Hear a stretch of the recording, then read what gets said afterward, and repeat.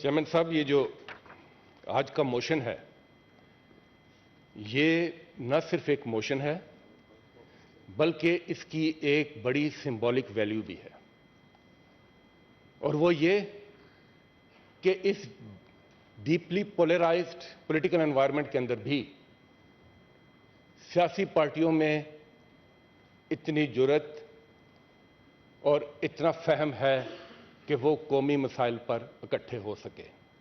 आज इस अहम मसले पर, फ़लस्तीन के मसले पर, जो पूरी कौम के जज्बात की नुमाइंदगी करता है, उस पर ये तमाम दस्तखत और ये तमाम नाम मैं समझता हूं बहुत खुशाइन है। जनाब चेयरमैन, आज एक मरतबा फिर इजराइल ने एक जालिम, सफाक और दहशतगर्द मुल्क होने का सबूत दिया है। एक ऐसा मुल्क, एक ऐसी रियासत और एक ऐसी क़यादत और एक ऐसा नजरिया जो सहूनी रियासत के क़याम के लिए ना किसी इंटरनेशनल लॉ की परवाह करता है और ना ही उसके यहां इंसानियत की कोई कदर या अहमियत है। जनाब चेयरमैन, 3 हफ्तों से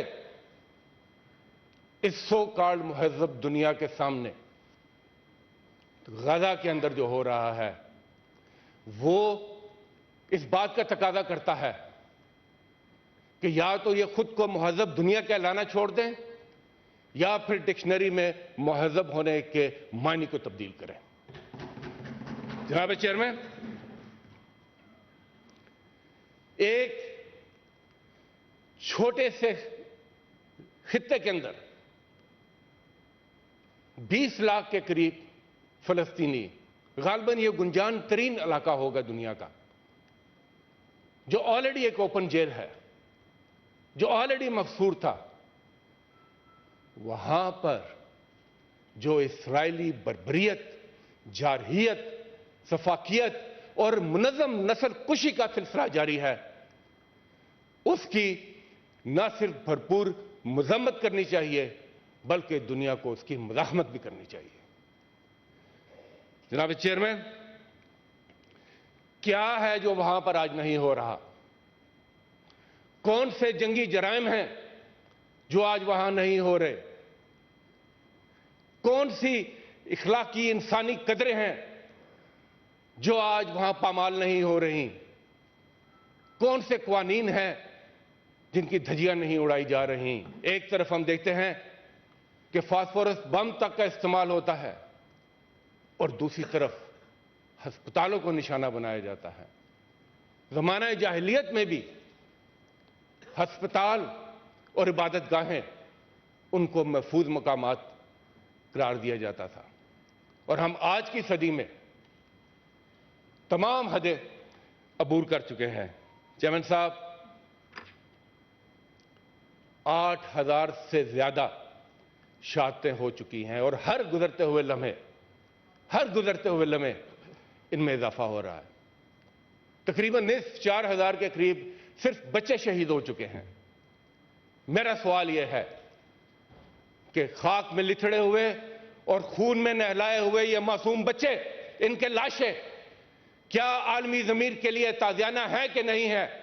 कहां है वो ह्यूमन राइट्स की ऑर्गेनाइजेशन? कहां है जो कि अगर एक भूखी बिल्ली के लिए बिला उठते हैं, और यहां पर जो आखो फगा है, जुल्म बर्बरियत है, उनकी खामोशी वो टूटने का नाम नहीं लेती। जनाब चेयरमैन, लंबी दास्तान है।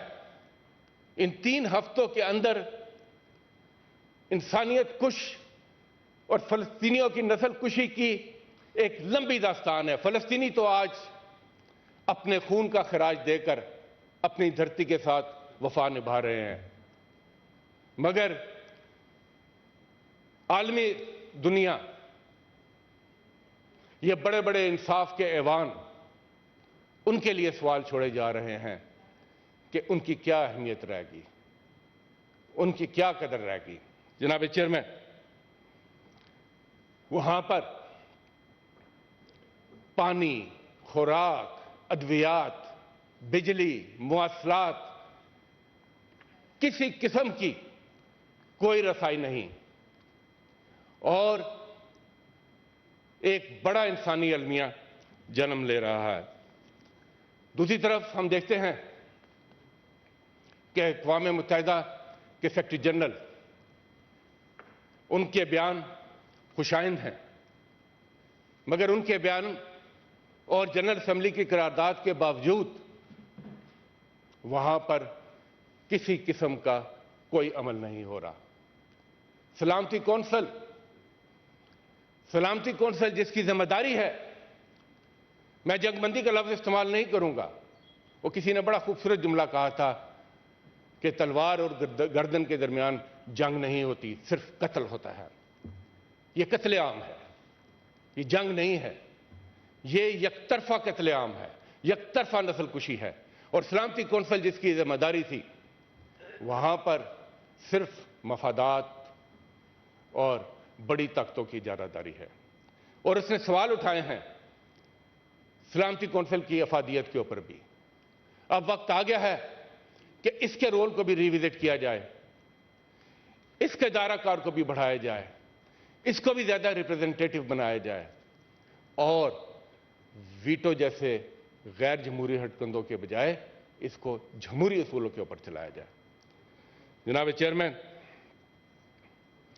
ये तमाम वाकयात खुलकर उन डबल स्टैंडर्ड्स की निशानदही करते हैं, जहां खून का रंग तो एक है, मगर नस्ल की बुनियाद पर, मजहब की बुनियाद पर, मफाद की बुनियाद पर तफरीक है, स्टैंडर्ड्स फर्क है।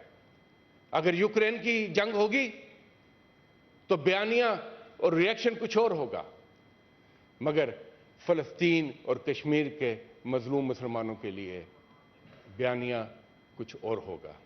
ये डबल स्टैंडर्ड्स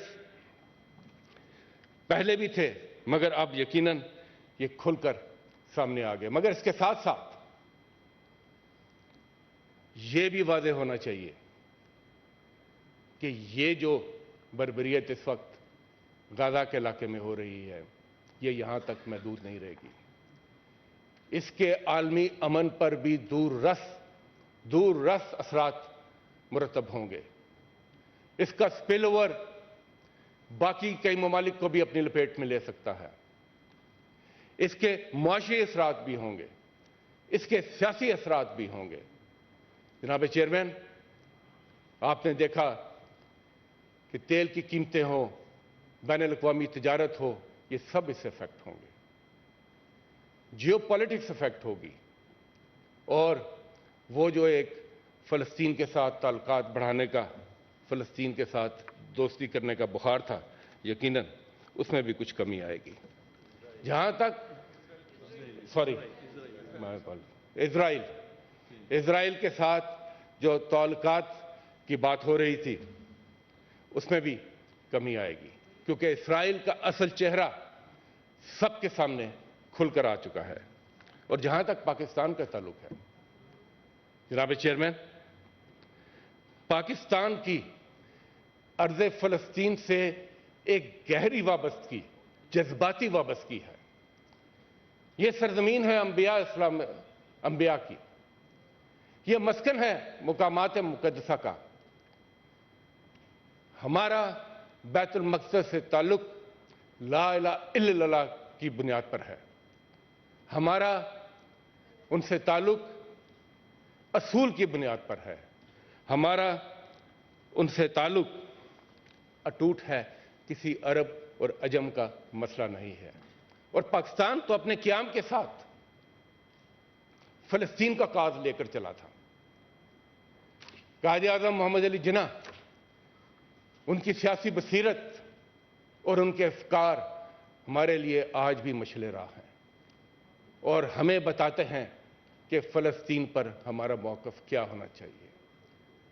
उन्होंने उस वक्त भांप लिया था और फ़लस्तीन की सरजमीन पर सहूनी रियासत की मुखालफत की थी और आखिरी दम तक उनके साथ अपना जो ताल्लुक है, जो रिश्ता है, वो उसको निभाया था।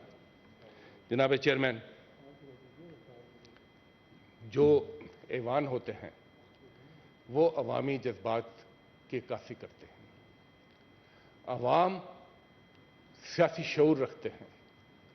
आपने देखा कि दुनिया भर में, अमेरिका में, यूरोप के ममालिक में फ़लस्तीन के साथ इजहार यकजहती और इसराइल की मजम्मत के लिए मुजाहरे हुए। मैं समझता हूं कि पाकिस्तान में भी अगर कोई फ़लस्तीन के साथ इजहार यकजहती और इसराइल की मजम्मत के लिए पुरअमन मुजाहरा करता है तो मैं समझता हूं कि उस पर किसी किस्म की कोई कदगन नहीं होनी चाहिए। जनाब चेयरमैन, यह वक्त आवाज उठाने का है, यह वक्त खामोशी तोड़ने का है, क्योंकि जब जुल्म हो रहा होता है तो जो वहां लोग हैं उनके लिए अपनों की खामोशी गैरों के वार से ज्यादा अफसोसनाक होती है। यह खामोशी तोड़नी है, हर फोरम पर आवाज उठानी है, हर जगह पर। और मुझे खुशी है कि अभी हम कल ही IPU के इजलास से आए हैं जहां पर सेनेट ऑफ पाकिस्तान की भरपूर नुमाइंदगी थी और सेनेट ऑफ पाकिस्तान ने पाकिस्तान के अवाम की फ़लस्तीन के हवाले से वहां पर भरपूर नुमाइंदगी की और मुशाहिद साहब का बड़ा दबंग खिताब था वहां पर, और मैं समझता हूं कि वहां पर पाकिस्तान की आवाज़ गूंजी है। जनाब चेयरमैन, इन मसाइल के हल के बगैर दुनिया में देर पा अमन नहीं कायम हो सकता। अमन सिर्फ जंग के ना होने का नाम नहीं, अमन इंसाफ के होने का नाम है। जनाब chairman, peace is not absence of war,